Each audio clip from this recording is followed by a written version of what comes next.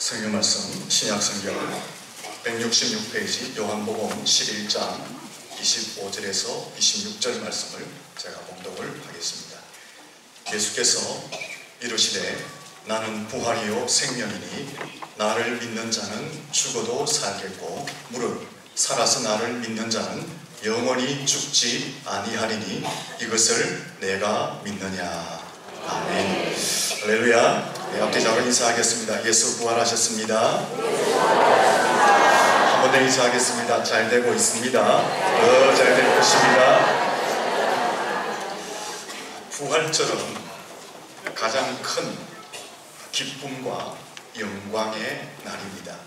왜냐하면 예수님께서 십자가에 고난당하시고 죽으시고 부활하심으로 사람들의 죄, 죽음, 지옥의 문제를 완전하게 해결하신 날이기 때문에 부활절은 가장 큰 기쁨과 가장 큰 영광의 날이 되는 것입니다.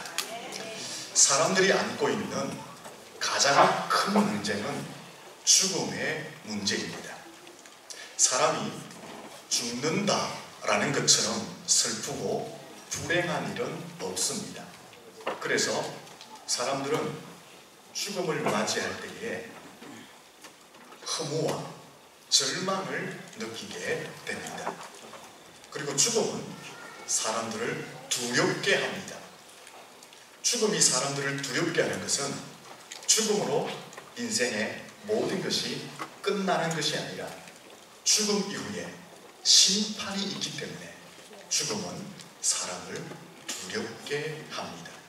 그 심판은 형벌을 받아 영원한 불못에, 지옥 불못에 던져지는 것이 형벌입니다. 그래서 사람들은 죽음을 두려워합니다. 그리고 될 수 있는 대로 그 죽음을 피해 보려고 합니다. 하지만 아무리 노력해도 죽음은 피할 수 없습니다. 죽음은 사람들에게 정해진 운명과 같은 것입니다. 지금까지 인류의 모든 사람들은 죽음 앞에 단 한 사람도 예외 없이 무릎을 꿇었습니다. 불로 불사를 열망했던 중국의 진시 황제들, 이슬람과 불교와 유교의 창시자들도, 동서양의 철학자들도, 수많은 세상의 논리와 원리와 이론과 문명을 만들었던 석학들도, 이 땅의 수많은 왕과 군주들, 영웅 호글들과 재력가들도 이 죽음의 문턱을 넘어서지 못하고 다 죽음 앞에 무릎을 꿇었습니다. 죽음은 사람에게 정해진 운명입니다. 죽음은 사람들이 넘을 수 없는 불치의 장벽이다라는 것입니다. 한 불자가, 우리는 선도라고 합니다. 한 불자가 자기 아들이 참사를 당하였습니다. 그래서 애곡하고 있는데 마침 석가모니가 지나가고 있는 것입니다. 그 석가모니를 발견하고는 이렇게 소리를 칩니다. 당신은 대선생이시니 죽은 내 아들을 좀 살려주십시오. 석가모니가 애걸하며 호소하는 그 여인이 너무 불쌍해 보였습니다. 그래서 이런 말을 했습니다.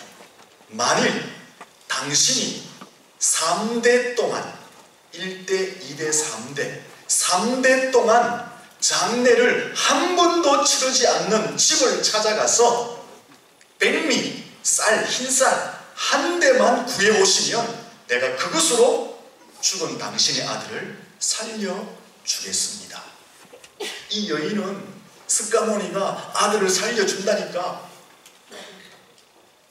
3대 동안 한 번도 장례를 치르지 않는 집을 찾아다니기 시작합니다.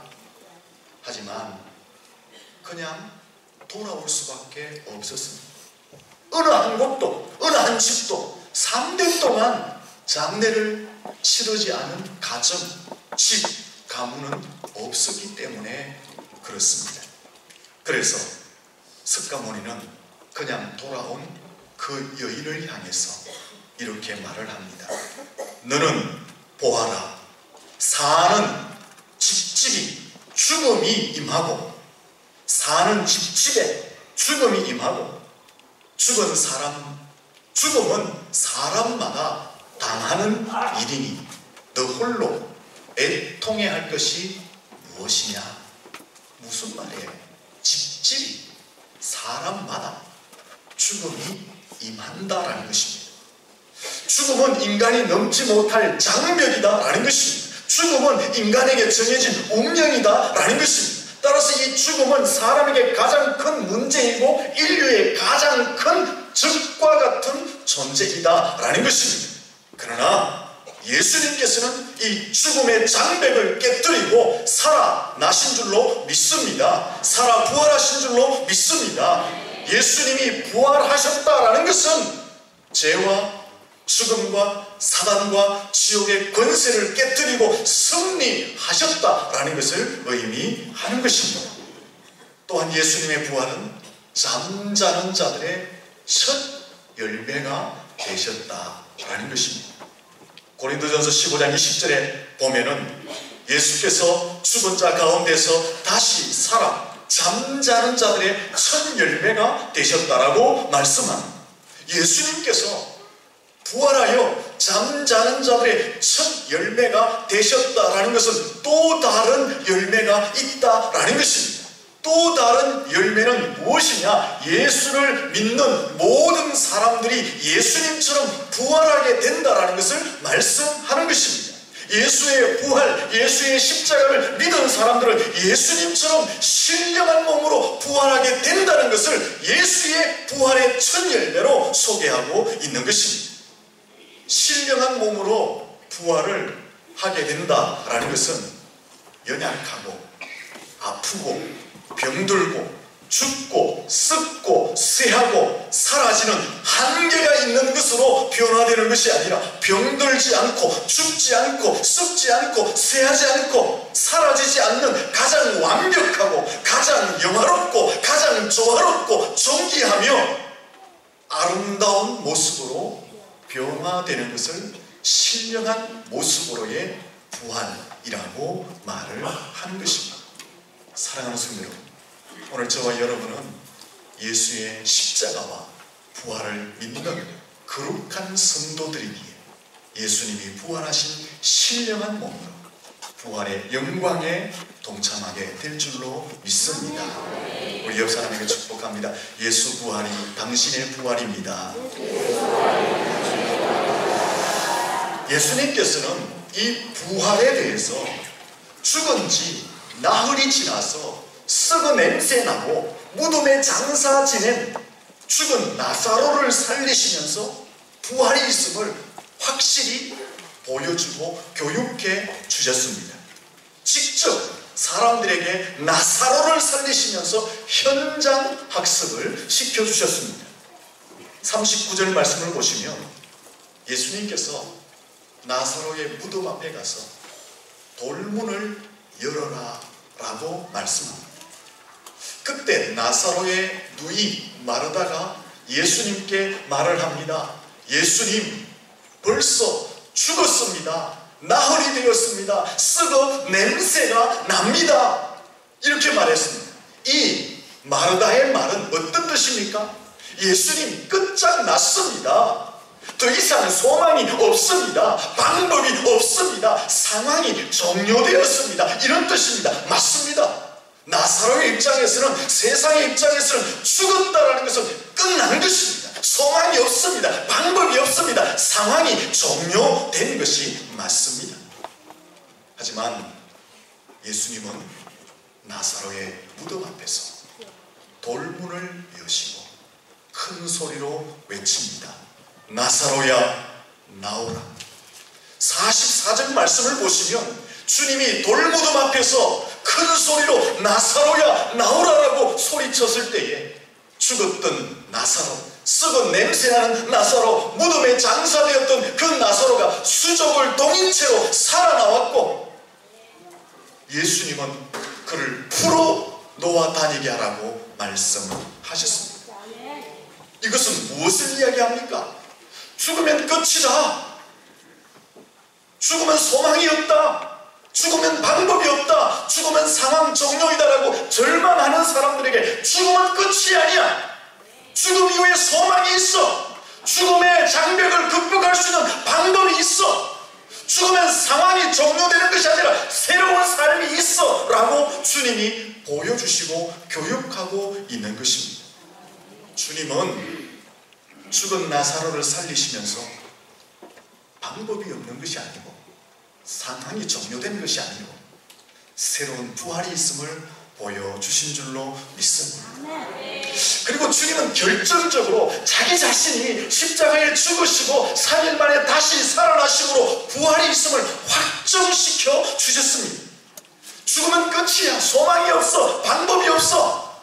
죽으면 상황 종료이야 라고 절망하는 사람에게 아니야. 죽으면 끝이 아니야. 죽음은 새로운 시작이야. 죽음 이후에 새로운 소망이 있어. 죽음을 극복할 수 있는 방법이 있어 라고 주님 자신이 부활하심으로 사람들에게 부활의 확신을 보여주신 줄로 믿습니다. 주님은 자신이 다시 살아나심으로 죽지 않는 삶이 있단다, 썩지 않는 삶이 있단다, 쇠하지 않는 삶이 있단다 라는 것을 보여주신 줄로 믿습니다. 그래서 오늘 본문에 보면 예수님이 이렇게 말씀을 하셨습니다. 25절, 26절을 같이 한번 읽어보겠습니다. 예수께서 이르시되 나는 부활이요 생명이니 나를 믿는 자는 죽어도 살겠고 무릇 살아서 나를 믿는 자는 영원히 죽지 아니하리니 이것을 내가 믿느냐. 이 말씀은 다 암송하시죠?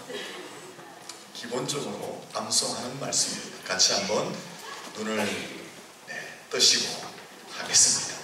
시작.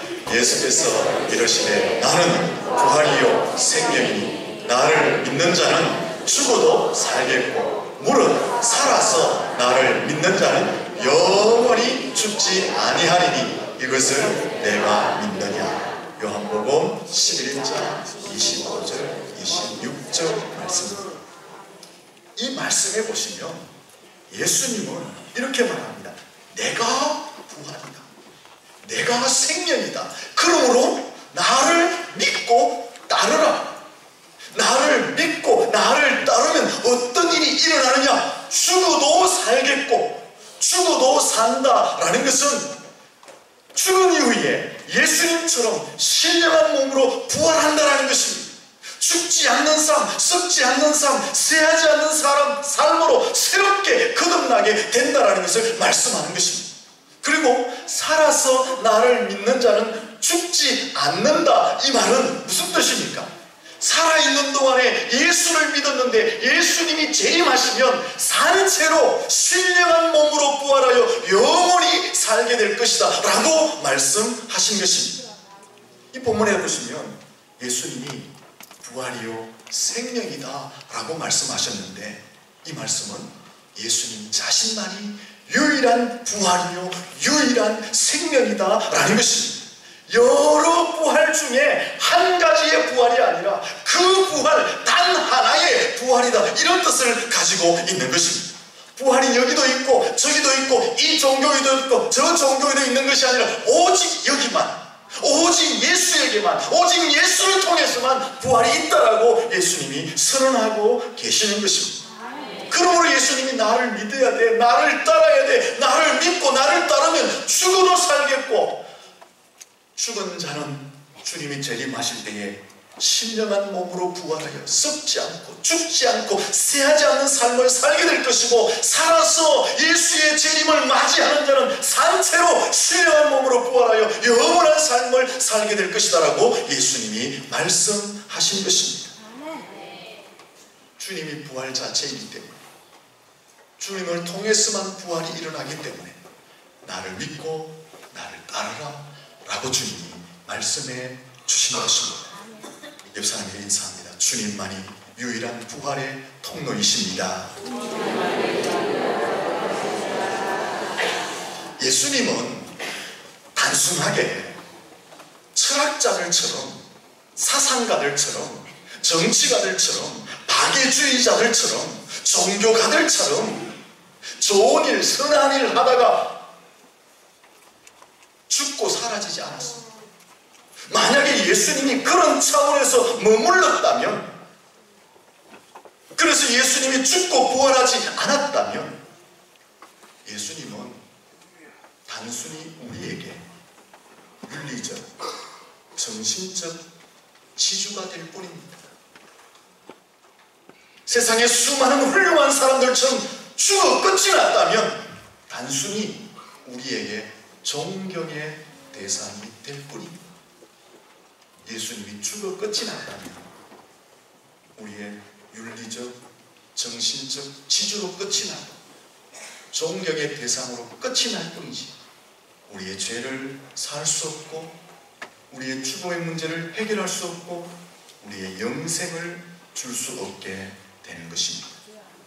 왜? 예수님 자신도 죽어서 죽음의 문제를 해결하지 못했는데 어떻게 죄의 문제를 해결하고 죽음의 문제를 해결하고 영생의 부활의 문제를 해결할 수 있겠느냐 하는 것입니다. 만약에 예수님의 부활이 없다면 우리의 믿음은 헛것입니다. 우리는 가장 불쌍한 자가 되는 것입니다. 기독교는 거짓 종교가 되는 것입니다. 하지만 예수님은 3일 만에 살아 부활하신 줄로 믿습니다. 예수님이 부활하심으로 죄와 죽음과 사단과 지옥의 권세를 깨뜨리고 승리하신 줄로 믿습니다. 세상에 사상가들이나 철학가들이나 정치가나 박애주의자나 종교가들처럼 죽음으로 끝나지 않았습니다. 예수님은 죄와 죽음과 사단과 지옥의 권세를 깨뜨리시고 다시 살아 부활하신 줄로 믿습니다. 예수님이 부활하셨다는 것은 우리에게 무엇을 말씀합니까? 죽으면 끝이야. 죽으면 소망이 없어. 죽으면 방법이 없어. 죽으면 모든 상황의 종료이다라고 절망하는 사람들에게 끝이 아니야. 새로운 시작이 있어. 죽음을 극복할 수 있는 방법이 있어. 상황 종료가 아니라 영원한 삶이 있어. 이것을 주님이 부활하심으로 우리에게 보여주신 줄로 믿습니다. 주님의 부활은 병들지 않고 쇠하지 않고 썩지 않고 죽지 않는 영원한 삶이 있음을 우리에게 보여주신 것입니다. 주님의 부활은 죽음으로 끝나는 것이 아니라 영생의 삶이 있음을 우리에게 확정시켜 보여주신 것입니다. 주님의 부활은 인간이 가지고 있는 최대의 문제, 죽음의 문제를 해결할 수 있음을 우리에게 보여주신 것입니다. 우리가 그 은혜의 수혜자들인 줄로 믿습니다. 옆 사람에게 축복합니다. 당신도 큰 은혜를 받으셨습니다. 여러분, 우리는 부활의 영광에 참여하게 될 줄로 믿습니다. 여기 있는 사람들 중에 아마 한 사람도 부활을 의심하거나 부활을 거부하는 사람은 없을 것입니다. 다 부활의 믿음과 소망을 가지신 줄로 믿습니다. 그러면 예수의 부활에 대해서 우리가 수도 없이 듣고 수도 없이 마음에 새기고 있는데, 이 부활에 대한 신앙과 확신을 가진 사람들은 어떤 삶을 살아야 하느냐? 첫째는 3일의 비밀을 깨닫고 매사에 즐거운 삶을 살아야 합니다. 좀 애매하죠? 한번 따라하겠습니다. 3일의 비밀을 깨닫고 매사에 즐겁게 살아야 합니다. 이게 무슨 뜻일까요? 항상 즐겁고 신나게 재밌게 밝게 살던, 그래서 얼굴이 환하던 꽃을 파는 꽃장사, 꽃장수 할머니가 있었습니다. 단골손님이 그 할머니가 늘 방글방글 웃고 얼굴이 밝으니까 질문을 합니다. 할머니는 항상 얼굴이 밝고 웃는데 걱정 근심이 하나도 없으신가 봐요. 물었어요. 그때 할머니가 말합니다. 천만에 걱정 근심이 없는 사람이 어디 있어요. 내게도 고통스러운 일, 짜증나는 일, 걱정 근심거리가 생긴답니다. 이렇게 말하니까 어이구, 그런데 할머니 어떻게 매일 즐겁게 환하게 웃으면서 살 수 있나요? 물었어요. 그때 할머니가 말합니다. 나는 3일의 비밀을 가지고 살기 때문입니다. 할머니, 3일의 비밀이 도대체 뭐예요? 이렇게 대답합니다. 3일의 비밀이란 문제가 생길 때마다 하나님께 그 문제를 해결하도록 맡겨버리고 조용히 3일을 기다리는 것입니다. 그러면은 예수님이 무덤에서 3일 만에 부활하신 것처럼 그 문제가 해결되는데 3일이면 족합니다.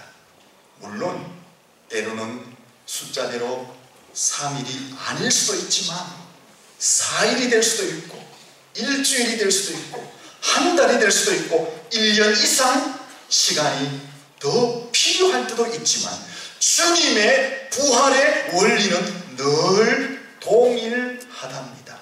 그래서 나는 어떤 암흑 같은 고난이 내 삶을 엄습해 온다 할지라도 주님의 부활처럼 3일 후면은 시간이 지나면 언제나 광명이 찾아온다는 것을 알고 있기 때문에 내 삶은 늘 신나고 즐겁습니다. 그렇게 대답을 했다라는 것입니다. 여러분, 그렇지 않습니까? 아무리 무거운 고난이 있다 할지라도, 흑암 같은 고통이 있다 할지라도 곧 정복되어지고 밝은 광명이 있을 것을 확신하면 지금 우리의 삶, 인상을 꾸긴 삶이 아니라 인상을 펴고 밝고 신나게 살 수 있지 않겠습니까? 우리는 3일의 비밀을 깨닫고 사는 사람들인 줄로 믿습니다. 그렇다면 항상 좀 밝고 긍정적이고 창조적으로 살아가야 하지 않겠습니까? 어떠한 흑암의 고난이 닥쳐온다 할지라도 예수님께서 3일 만에 부활하셨듯이 반드시 나의 문제는 해결되어지고 광명의 날이 올 것이다 라고 확신한다면 우리는 밝게 즐겁게 살아야 할 줄로 믿습니다. 인상을 좀 펴고 사셔야 돼요. 우리 옆 사람한테 축복합니다. 인상을 펴며 사는 게 복이 있는 것입니다. 여러분, 좀 인상을 많이 펴세요. 인상을 찌푸리면 도움되는 게 하나도 없습니다. 세상에서도 인상을 펴면 웃으면 뭐가 온다 그랬어요? 그건 잘하면서 세상과 비교할 수 없는 부활의 3일의 비밀, 그 어두움 속에 계셨지만 3일 만에 광명하고 찬란한 승리의 부활을 주님이 경험하신 것, 그것을 우리가 안다면, 우리도 그 주님의 부활에 동참할 승리자들임을 안다면 인상을 쭈그리고 살 필요가 뭐가 있어요? 조금 마음에 안 드는 일, 힘든 일, 고통스러운 일, 그것 때문에 인상을 구기자처럼 하며 살 이유가 없어요. 피자, 따라하겠습니다. 구기자가 아니라 피자입니다. 얼굴을 항상 3일의 비밀을 간직하고 얼굴을 밝게 펴시고 살아갈 수 있기를 축복합니다. 두 번째는 예수의 비밀을, 부활의 비밀을 목격하고 체험하고 확신을 가진 사람들은 예수 부활하셨다 소리치며 살아야 합니다. 성경에 보면 예수님의 부활을 목격한 사람들에게는 독특한 공통점이 하나 나타납니다. 그 공통점은 하나같이 동일한데 모두가 다 예수님 살아나셨다라는 것을 외치는 것이었습니다. 부활의 목격을 가장 먼저 한 사람들은 여성들이었습니다. 오늘 본문에 나사로의 동생 막달라 마리아도 부활을 가장 먼저 목격합니다. 부활을 가장 먼저 목격한 여성들이 한 것은 제자들에게 달려가서 예수가 살아나셨다, 무덤이 빈 무덤이다라고 외치는 것이었습니다. 제자들도 마찬가지였고 바울도 마찬가지였고 주님의 부활을 목격한 성경 속에 등장하는 인물들은 하나같이 동일한 반응을 하는데 예수 살아나셨다, 예수 부활하셨다, 예수의 무덤이 빈 무덤이다, 이 소리를 외치며 살았다라는 것입니다. 오늘 본문 다음에 요한복음 12장 11절 말씀해 보시면 죽었던 나사로가 살아남으로 많은 유대인들이 예수를 믿게 되었다라고 말합니다.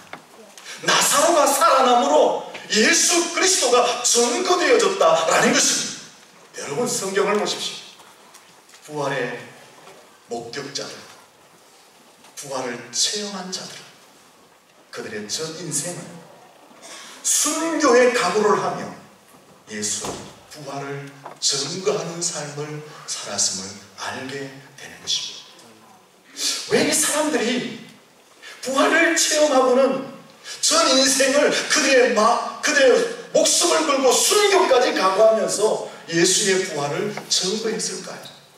첫 번째 이유는 자기들이 부활의 수혜자였기 때문에 죄와 죽음과 사단과 그로 인하여서 지옥 형벌을 받아 영원한 멸망에 처해야 할 자신들에게 예수를 믿게 하고 그 부활의 영광스러움에 참여케 한 그 은혜 때문에 그들은 목숨을 걸고 예수 부활을 증거한 것입니다. 두 번째 이유는 예수 부활이 가장 큰 소망, 가장 큰 은혜이고 가장 큰 축복이기 때문에 그렇습니다. 사람들에게 가장 큰 숙제거리가 무엇입니까? 가장 큰 고민거리가 무엇입니까? 가장 큰 장벽이 무엇입니까? 죽음의 문제입니다. 예수님이 부활하심으로 이 문제를 해결한 거예요. 그래서 그들은 목숨을 걸고 이 문제를 해결하기 위해서 예수 부활하셨다고 선포를 하였던 것입니다. 세 번째 이유는 하나님이 가장 기뻐하시는 일이기 때문에 또 이 일이 인생 가운데 가장 가치 있고 소중한 일이기 때문에 그들은 목숨을 걸고 예수 부활을 증거하였던 것입니다. 우리의 삶에도 부활의 소망이 있다면 예수님을 증거하는 삶을 살아야 할 줄로 믿습니다. 한 가지 예화를 드리고 마칩니다. 우리나라에 1884년도에 그 당시 조선이죠. 어떤 일이 일어났을까요? 네, 학생들이 없나요? 갑신정변 일어났습니다. 그 갑신정변 일어날 때에 우리나라는 참 불안하고 혼란스러웠습니다. 그래서 그 당시 세계 나라들은 우리나라를 보면서 이렇게 말했습니다. 소망이 없는 은둔의 땅, 그렇게 말했습니다. 그런데 이 소망이 없는 은둔의 땅에는 더욱더 예수 복음, 예수 부활이 필요하다고 인식한 사람들이 있었습니다. 세상은 은둔의 땅, 소망이 없다라고 말했지만 아니야, 그렇기 때문에 더 그곳에 가서 예수를 전해야 돼 라고 필요성을 느낀 사람들이 있습니다. 두 사람인데 언더우드와 아펜젤러입니다. 이 두 사람은 미국 선교사인데 스스로 자원해서 요청합니다. 우리가 저 소망이 없는 은둔의 땅에 가서 복음을 전하고 예수 부활을 증거하겠습니다. 우리를 보내주십시오.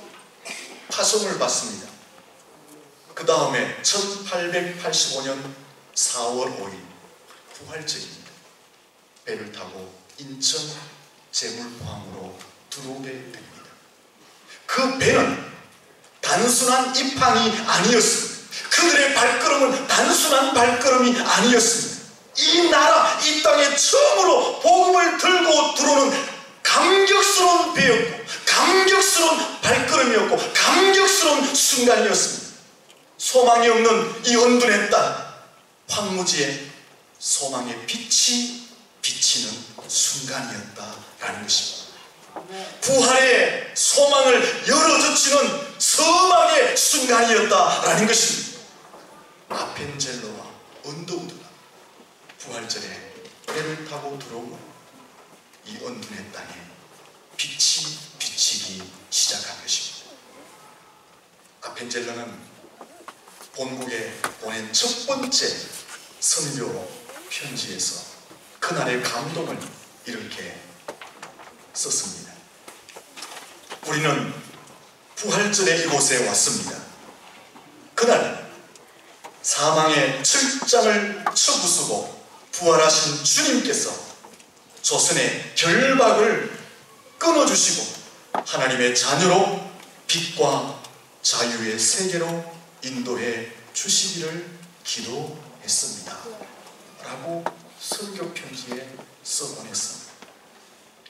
십자가와 부활의 확신을 가진 언더우드와 아펜젤로 두 사람, 목숨을 건 순교의 각오를 한 그 희생을 가지고 이 땅에 들어와서 복음을 전함으로 이 땅, 이 백성 속에 빛이 열려지고 자유가 주어지게 된 줄로 믿습니다.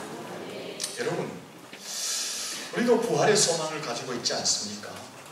그러면 이 부활의 소망을 가진 자로서 해야 할 일은 아직도 어둠에 붙들려 있는 자들에게 예수를, 부활을 전하는 삶을 살아야 하는 것인 줄로 믿습니다.